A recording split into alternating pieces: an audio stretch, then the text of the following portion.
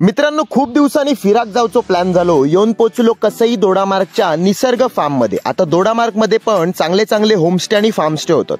मालकांचं नाव असा विश्राम कुबल. मालकांका भेटलो आणि आधी गेलो रूम बघूक. हैसर ना सध्या 4 रूम असत, खाली 2 आणि वर 2. आमचो रूम वरचो होतो. गेल्या गेल्या पडान घेतल्याने सुधराचे नाही, मोठे झाले तरी सोडा.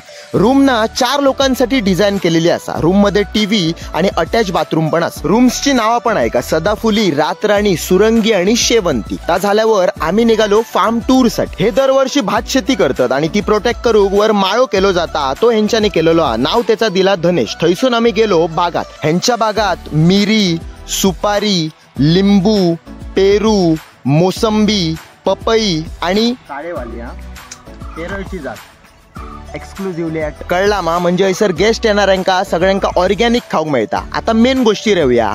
थैसून आम्ही गेलो स्विमिंग पुलात. ह्यांच्याकडे स्विमिंग पूल पण असा हा, फक्त 500 रुपये पर पर्सन. तुमका जर फक्त स्विमिंग पुलात यायचा असला तर. आम्ही बाबा घालून घेतला, तुमका काय सांगू.